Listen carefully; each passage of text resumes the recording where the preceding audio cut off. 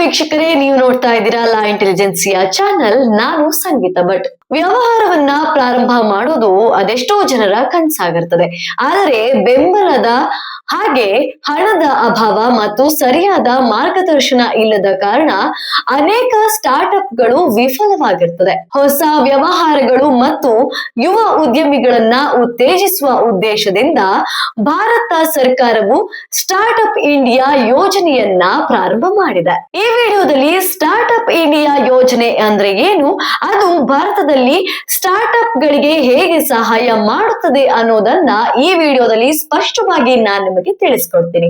ಮತ್ಯಾಕೆ ತಡ, ಈ ವಿಡಿಯೋವನ್ನ ಕೊನೆ ತನಕ ನೋಡಿ, ಲೈಕ್ ಮಾಡಿ, ಶೇರ್ ಮಾಡಿ, ಸಬ್ಸ್ಕ್ರೈಬ್ ಮಾಡಿ.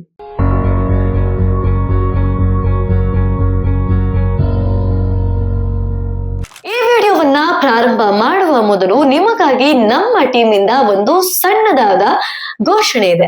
ಏನಪ್ಪಾ ಅಂದ್ರೆ, ನೀವು ಈಗಾಗಲೇ ಬಿಸ್ನೆಸ್ ಅನ್ನ ಪ್ರಾರಂಭ ಮಾಡಿದಿರಿ ಅಥವಾ ಮಾಡೋದಕ್ಕೆ ಪ್ಲಾನ್ ಮಾಡ್ತಾ ಇದ್ದೀರಿ ಅಂತ ಆದ್ರೆ, ನಿಮಗಾಗಿ ನಾವೊಂದು ವಾಟ್ಸಪ್ ಕಮ್ಯುನಿಟಿಯನ್ನ ಪ್ರಾರಂಭ ಮಾಡಿದ್ದೇವೆ. ಅಲ್ಲಿ ನಾವು ನಿಮಗೆ ಯೂಸ್ಫುಲ್ ಆಗಿರುವಂತಹ ವ್ಯವಹಾರದ ಬೆಳವಣಿಗೆ ಹಾಗೆ ವ್ಯವಹಾರ ಮಾಹಿತಿ ಮತ್ತು ಉಪಯುಕ್ತವಾದ ಟಿಪ್ಸ್ ಗಳನ್ನ ದಿನದಿಂದ ದಿನಕ್ಕೆ ಅಪ್ಡೇಟ್ ಅನ್ನ ಮಾಡ್ತಾ ಇರ್ತೇವೆ.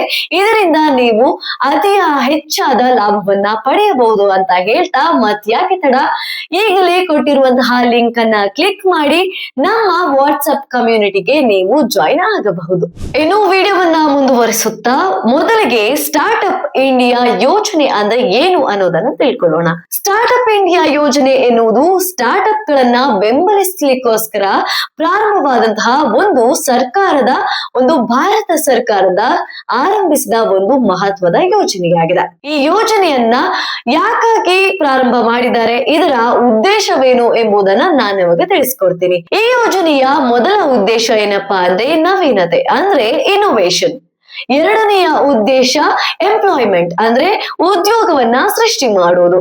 ಇನ್ನು ಮೂರನೆಯ ಉದ್ದೇಶ ಏನಪ್ಪಾ ಅಂದ್ರೆ ಉದ್ಯಮಶೀಲತೆ ಎಂಟರ್ಪ್ರಿನರ್ಶಿಪ್ ಅನ್ನ ಬೆಳೆಸುವುದಾಗಿದೆ. ಈ ಯೋಜನೆಯ ಅಡಿಯಲ್ಲಿ ಅರ್ಹ ಸ್ಟಾರ್ಟ್ಅಪ್ ಗಳಿಗೆ ಸರ್ಕಾರದಿಂದ ಗುರುತಿನ ಮಾನ್ಯತೆ, ಹಣಕಾಸು ಪ್ರಯೋಜನಗಳು, ತೆರಿಗೆ ಸೌಲಭ್ಯಗಳು ಮತ್ತು ಕಾನೂನಿನ ಬೆಂಬಲ ಕೂಡ ದೊರೆಯುತ್ತದೆ.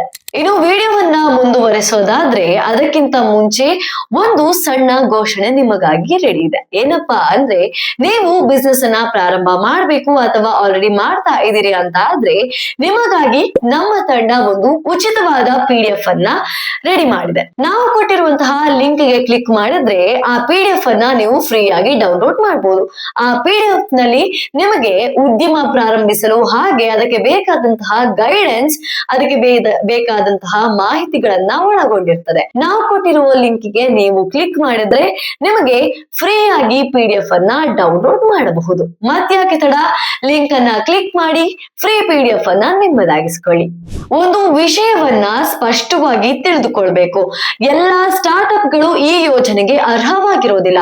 ಅದರಲ್ಲೂ ಕೆಲವೊಂದು ನಿಗದಿತ ಸ್ಟಾರ್ಟ್ಅಪ್ ಗಳು ಮಾತ್ರ ಈ ಯೋಜನೆ ಅಡಿಯಲ್ಲಿ ಬರ್ತವೆ. ಒಂದು ವ್ಯವಹಾರವು ಸ್ಟಾರ್ಟ್ಅಪ್ ಇಂಡಿಯಾ ಅಡಿಯಲ್ಲಿ ಅರ್ಜಿ ಸಲ್ಲಿಸಬಹುದು ಯಾವುದೆಲ್ಲ ಅನ್ನೋದನ್ನ ನಾನು ನಿಮಗೆ ತಿಳಿಸ್ಕೊಡ್ತೀನಿ. ಇನ್ನು ಮೊದಲನೆಯ ಷರತ್ತನ್ನ ನೋಡೋದಾದ್ರೆ, ವ್ಯವಹಾರಗಳು ಪ್ರೈವೇಟ್ ಲಿಮಿಟೆಡ್ ಕಂಪನಿ ಅಂದ್ರೆ LLP ಅಥವಾ ಪಾರ್ಟ್ನರ್ಶಿಪ್ ಫರ್ಮ್ ಅಡಿಯಲ್ಲಿ ನೋಂದಾಯಿತವಾಗಿರ್ಬೇಕು.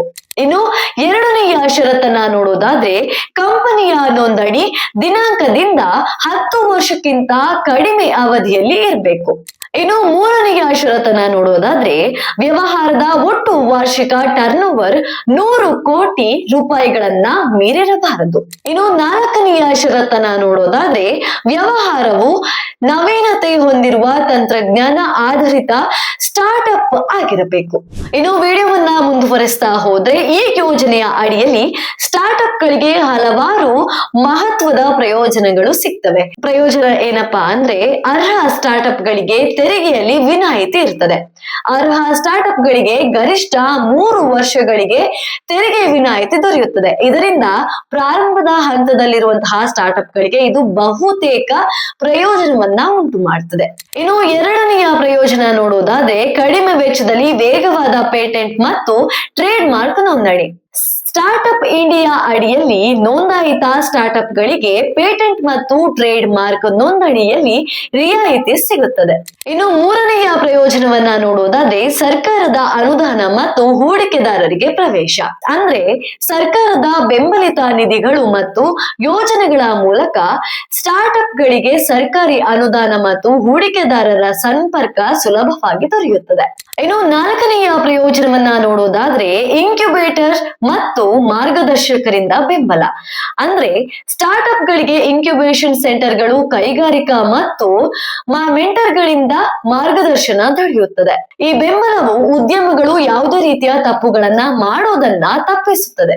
ಇನ್ನು ಹೇಗೆ ಸ್ಟಾರ್ಟ್ಅಪ್ ಇಂಡಿಯಾ ಅಪ್ಲಿಕೇಶನ್ ಅನ್ನ ಸಲ್ಲಿಸೋದು ಅಂತ ನಿಮ್ಗೆ ಡೌಟ್ ಇದ್ರೆ ಈಗ ಅದನ್ನ ನಾವು ನಿಮ್ಗೆ ಸ್ಪಷ್ಟಪಡಿಸ್ತೇನೆ. ಮೊದಲನೆಯ ಹಂತವಾಗಿ ವ್ಯವಹಾರವನ್ನ ನೋಂದಾಯಿಸುವುದು. ಮೊದಲು ವ್ಯವಹಾರವು ಭಾರತದಲ್ಲಿ ಕಾನೂನುಬದ್ಧವಾಗಿ ಪ್ರೈವೇಟ್ ಲಿಮಿಟೆಡ್ ಕಂಪನಿ, LLP ಅಥವಾ ನೋಂದಾಯಿತ ಪಾರ್ಟ್ನರ್ಶಿಪ್ ಫರ್ಮ್ ಅಡಿಯಲ್ಲಿ ನೋಂದಾಯಿತವಾಗಿದೆಯಾ ಅಂತ ಹೇಳಿ ಖಚಿತಪಡಿಸಿ ನೋಂದಾಯಿಸಬೇಕು.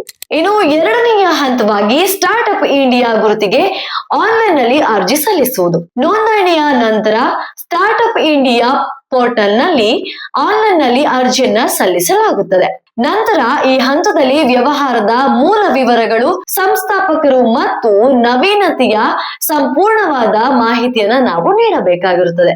ಇನ್ನು ಮೂರನೆಯ ಹಂತವಾಗಿ ಅಗತ್ಯ ದಾಖಲೆಗಳನ್ನ ಅಂದ್ರೆ ಅಗತ್ಯವಿರುವಂತಹ ಡಾಕ್ಯುಮೆಂಟ್ ಅನ್ನ ಸಬ್ಮಿಟ್ ಮಾಡಬೇಕು. ಇನ್ಕಾರ್ಪೊರೇಷನ್ ಸರ್ಟಿಫಿಕೇಟ್, ವ್ಯವಹಾರದ ಸಂಕ್ಷಿಪ್ತ ವಿವರಣೆ ಮತ್ತು ಸಂಸ್ಥಾಪಕರ ವಿವರಗಳನ್ನ, ದಾಖಲೆಗಳನ್ನ ಅಪ್ಲೋಡ್ ಮಾಡಬೇಕು. ಇವು ಸ್ಟಾರ್ಟ್ಅಪ್ ಅರ್ಹತೆಯನ್ನ ಸರ್ಕಾರ ಪರಿಶೀಲಿಸಲು ಸಹಾಯ ಮಾಡುತ್ತದೆ.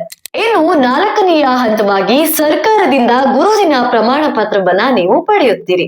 ಅರ್ಜಿಯನ್ನ ಪರಿಶೀಲಿಸಿ ಅನುಮೋದಿಸಿದ ನಂತರ ಸರ್ಕಾರವು ಸ್ಟಾರ್ಟ್ಅಪ್ ಇಂಡಿಯಾ ರೆಕಗ್ನೇಷನ್ ಸರ್ಟಿಫಿಕೇಟ್ ಅನ್ನ ನೀಡುತ್ತದೆ. ಈ ಪ್ರಮಾಣ ಪತ್ರವು ನಿಮ್ಮ ವ್ಯವಹಾರವನ್ನ ಅಧಿಕೃತ ಸ್ಟಾರ್ಟ್ಅಪ್ ಎಂದು ಗುರುತಿಸಲಾಗುತ್ತದೆ. ಇನ್ನು ಕೊನೆಯದಾಗಿ ಗುರುತಿನ ಪ್ರಮಾಣ ಪತ್ರ ದೊರೆತ ನಂತರ ಸ್ಟಾರ್ಟ್ಅಪ್ಗಳು ಸ್ಟಾರ್ಟ್ಅಪ್ ಇಂಡಿಯಾ ಯೋಜನೆಯ ಅಡಿಯಲ್ಲಿ ನೋಂದಾಯಿತವಾಗಿರುತ್ತದೆ. ಇದರಿಂದಾಗಿ ತೆರಿಗೆ ಸೌಲಭ್ಯಗಳು, ಅನುದಾನದ ಬೆಂಬಲಗಳನ್ನ ನೀವು ಪಡೆಯಬಹುದಾಗಿದೆ. ನೋಡಿದ್ರಲ್ಲ ವೀಕ್ಷಕರೇ, ಈ ವಿಡಿಯೋ ನಿಮಗೆ ತುಂಬಾ ಹೆಲ್ಪ್ಫುಲ್ ಆಗಿದೆ ಅಂತ ನಾನು ಭಾವಿಸ್ತೀನಿ. ಇನ್ನಷ್ಟು ಇದೇ ರೀತಿಯ ಇನ್ಫಾರ್ಮೇಟಿವ್ ಆದಂತಹ ವಿಡಿಯೋವನ್ನ ನಾವು ಅಪ್ಲೋಡ್ ಮಾಡ್ತಾ ಇರ್ತೀವಿ. ನೀವು ಮಾಡ್ಬೇಕಾಗಿರೋದಿಷ್ಟೇ, ನಮ್ಮ ಚಾನೆಲ್ ಅನ್ನ ಸಬ್ಸ್ಕ್ರೈಬ್ ಮಾಡಿ, ಹಾಗೆ ಈ ವಿಡಿಯೋವನ್ನ ಲೈಕ್ ಮಾಡಿ, ಶೇರ್ ಮಾಡಿ, ಸಬ್ಸ್ಕ್ರೈಬ್ ಮಾಡಿ. Thank you.